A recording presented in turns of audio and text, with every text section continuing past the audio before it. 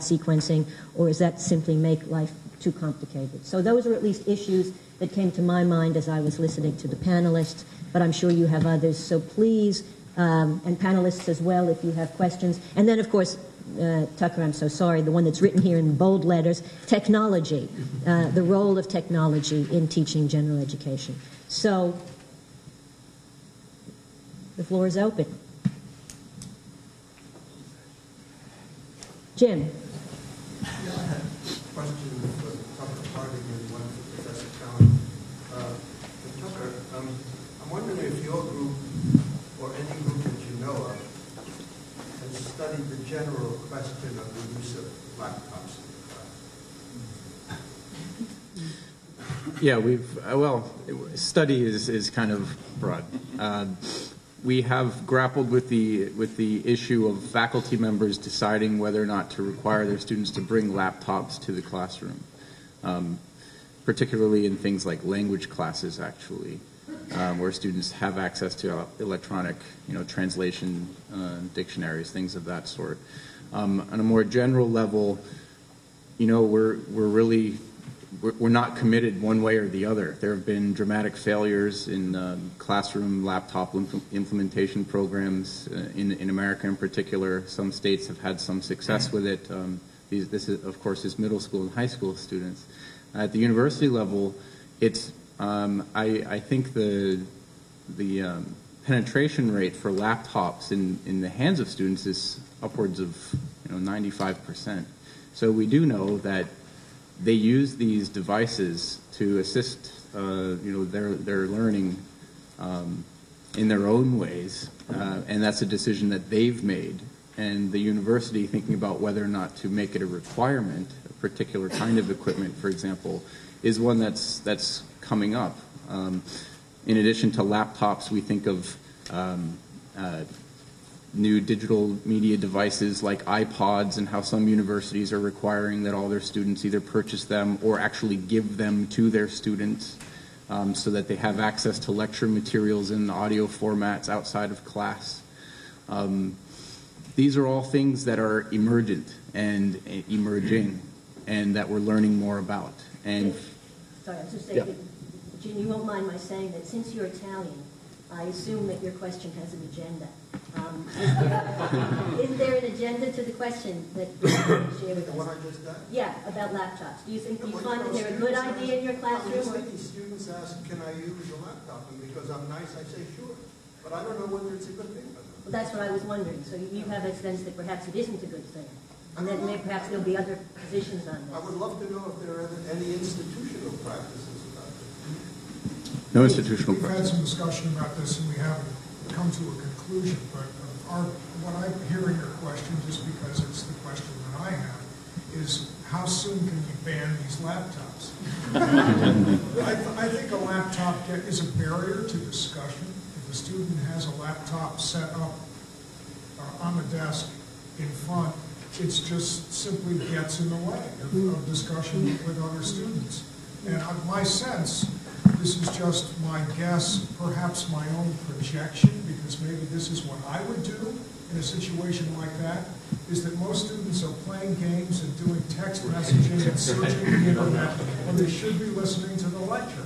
So we have come close to a decision, we haven't made it yet, basically to ban all laptops in core curriculum lectures unless they're specifically necessary for some task that has to do with that lecture. Is that what you meant? Are you asking for somewhat different perspective? Well, before you go on to your next question to Professor Cowan, because I think we have some other responses to this. Sure, Yeah. just some input on, I guess, this laptop question. I remember we have in our core curriculum a science class that consists of large weekly lectures. And of course, many people bring laptops to this. Everybody is watching the movie. Everybody. At our Frontiers of Science lectures, there's a lecture and then a breakdown into discussion. Some of the students actually are really, they've got the lecture, they've got the slides of the lecture on, and they're taking notes as they go. And I sat in the balcony and downstairs. And so some of them really are doing it, and others are playing cards. Yeah. I mean, Actually, in Tsinghua University, we are going to ban all laptops in the core curriculum courses, especially for those introductory courses. The lecture was going on, and the students were like playing games or watching movies. I think the bottom line is that any use of technology in education must be purposeful. And so just having these things available does not determine how they're going to be used. I wouldn't say that it necessarily requires a ban, particularly for some students who may need to quickly reference something. But again, it's still something, the idea of it being a barrier, absolutely true. And in many courses, this has been our feedback from faculty, is that when students are doing research while listening to the lecture at the same time, it actually inhibits their participation as a student in the class. They're not asking questions. Yeah. Yep. I think in discussion session, one thing you can do is that the teachers will walk around the room to make sure that they're not doing day trading or something. And it Yeah, is, I think I'm sorry. it is also disturbing for those who do not use laptops in class, especially for small class. Professor Chalmers, and then I just wanted to say that before laptops, there were newspapers, there was doodling, there was lots of things. I don't think that laptops have created the problem. I think there is a problem always there. If this, yeah.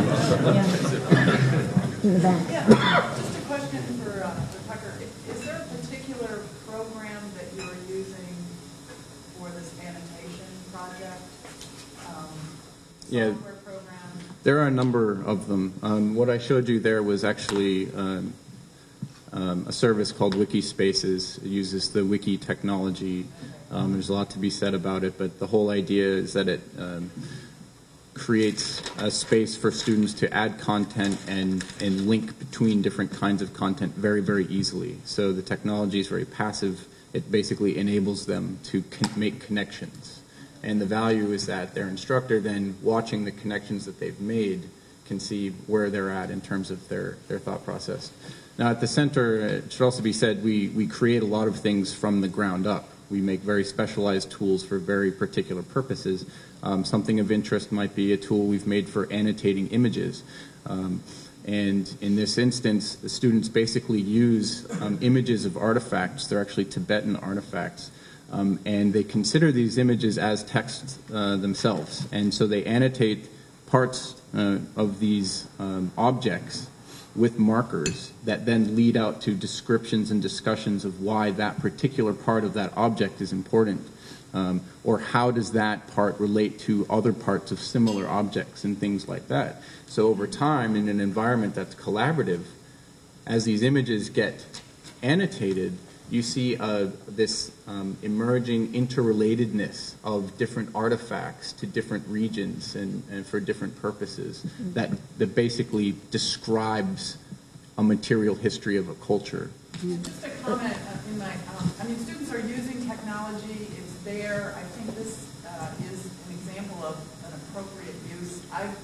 Any of you who teach, Canada, there's a website called Dantes World that, I send students to and actually do something similar, have them come in and make a brief presentation on how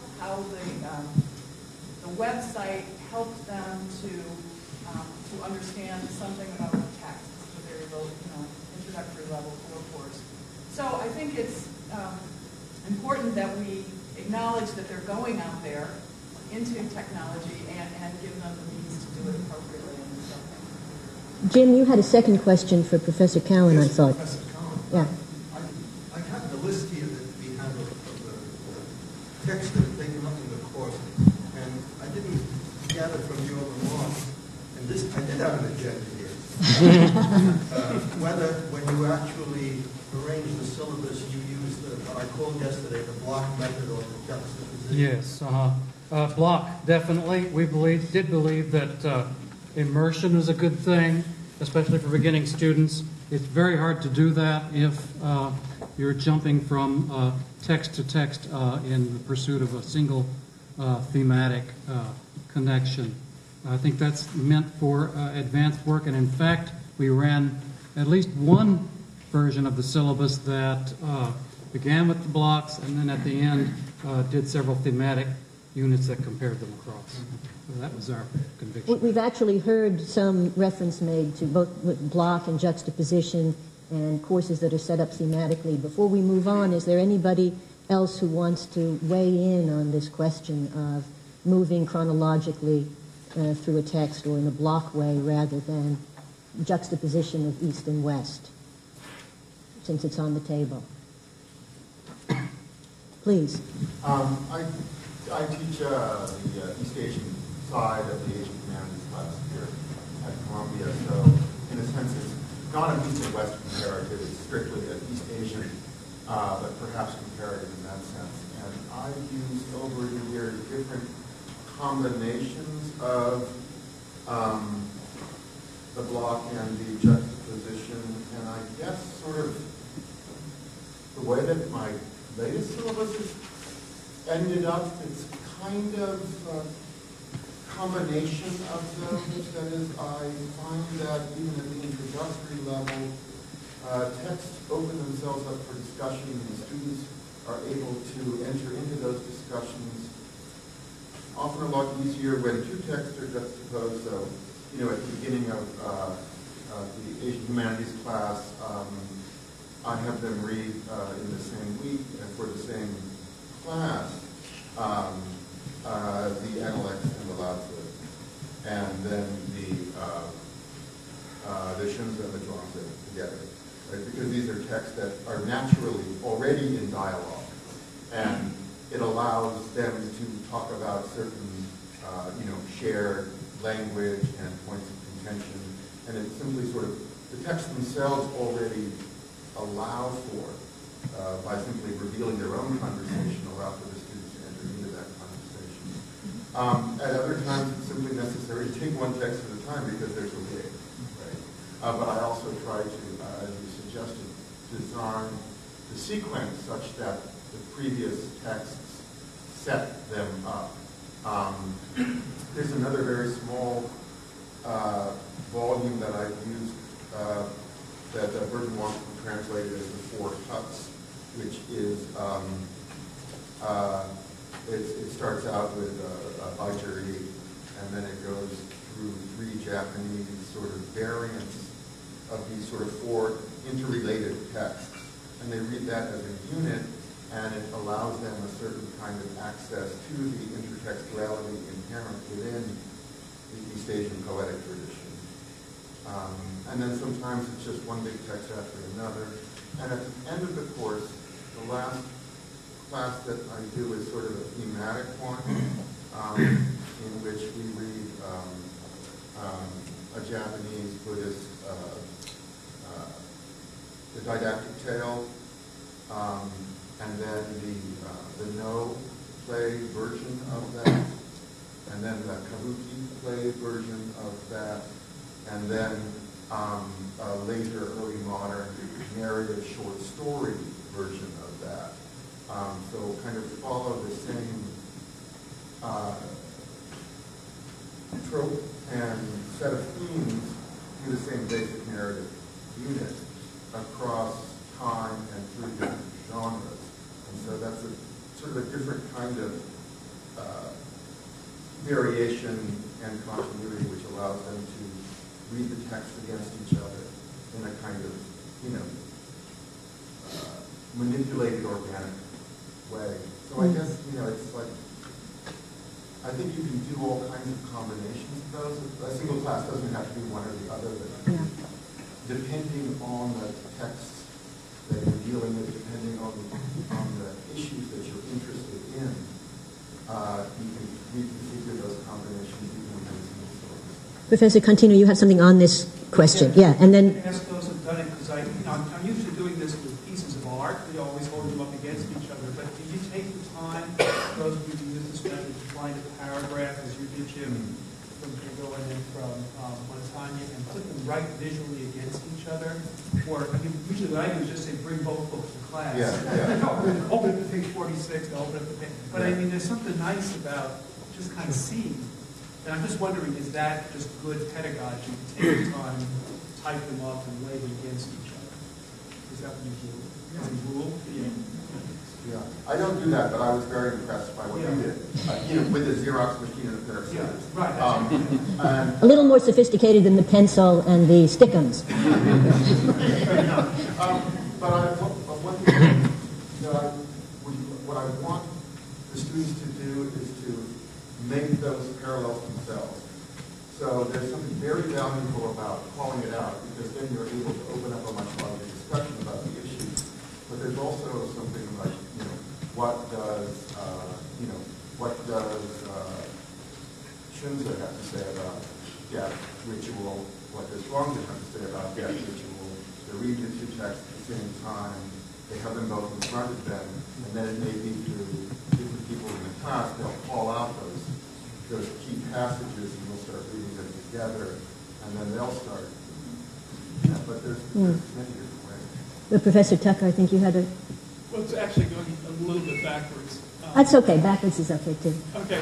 But Max, I like your comment. I just wanted to say we've also used a selection from Peter Brooks' Mahabharata when we do the Mahabharata, which is extremely effective, the one that was done over in Brooklyn a number of years ago. But I was just going to go back to this question of technology, and Tucker, I appreciate what you're trying to do. This question of having laptops in the classroom or not. I think what we're really facing is clearly this issue of reading and discussion of ideas and multitasking, and that the whole sense of what is information and what are ideas on levels that deepen our understanding. And I mean, it just strikes me that the multitasking, students are on emails and chat rooms at the same time, all the time. If you go on to the surfing of the internet is very fast and quick, the surfing of TV. And TV news is continually multitasking. So I think that they're in a realm where this is just how they live. It's not necessarily even considered a distraction. I'm not arguing one way or the other, for it. I have a traditional feeling, as David said, about engagement. But I am simply trying to say it's a way of approaching reality that is quite different than how we were trained. And I don't think they see it as I'm not paying attention. I'm listening here. I'm doing something. Yeah, it's. Rachel, did you have a response to that? On the technology side, from a slightly different point of view. Already, President Marola brought up the idea of resources for humanities programs, and I'm wondering if you can address the idea of how technology can actually help with the resourcing of humanities programs, especially since I think there are many new programs starting out in China, in Taiwan. You've certainly referred to this open lecture through media, and I think there is a lifestyle for students that we need to really take into account into, just as publishing was back when books came into being. So if you can maybe talk about the possibilities there, and also especially from the point of view of not having an established program at Columbia, where you're actually helping faculty to realize certain of their ideas on media, but any new ideas that we might look into for programs starting from the ground up. That's one thing. And the other question I wanted to ask maybe to people from Tsinghua is, I noticed a lot of secondary texts and texts written in English as part of your reading lists. And I'm wondering, what kind of assumption do you have about undergraduate familiarity with English in the class text? So shall we take that first, and then we'll move to Tucker, please?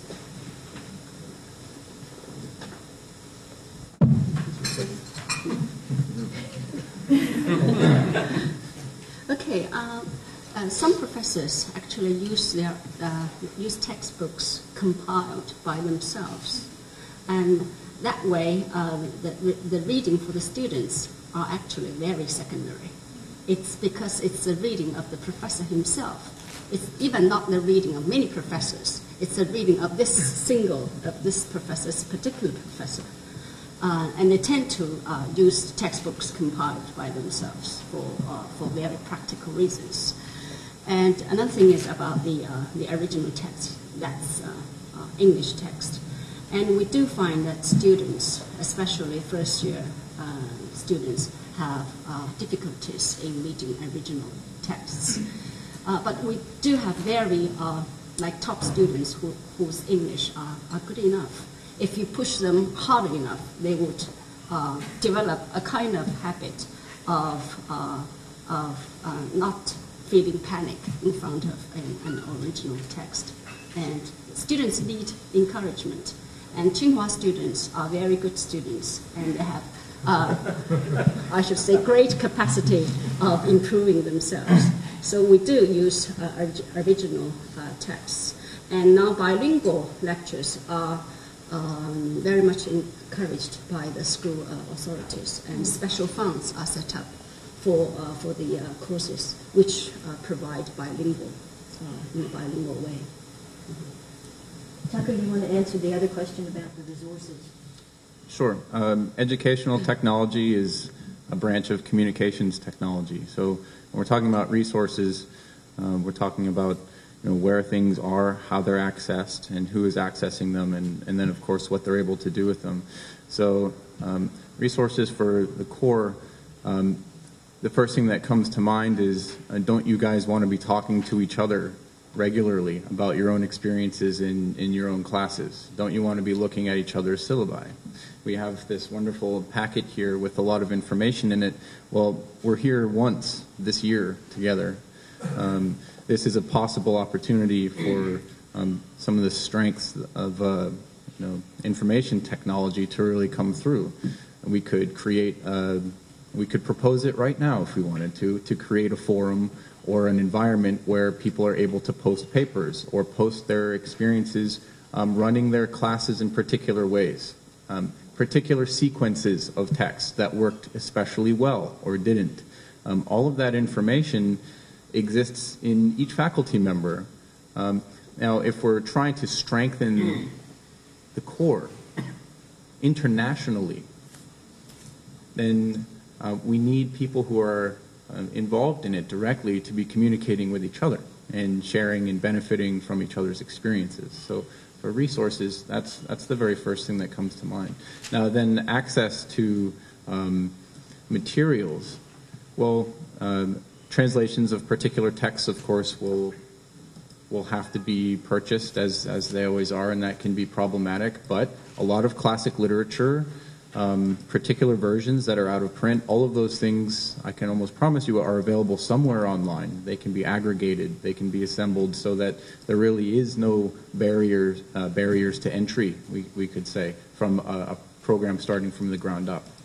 So whether the location is very disparate in a developing nation where they don't have the same resources to get some of these classic texts, perhaps.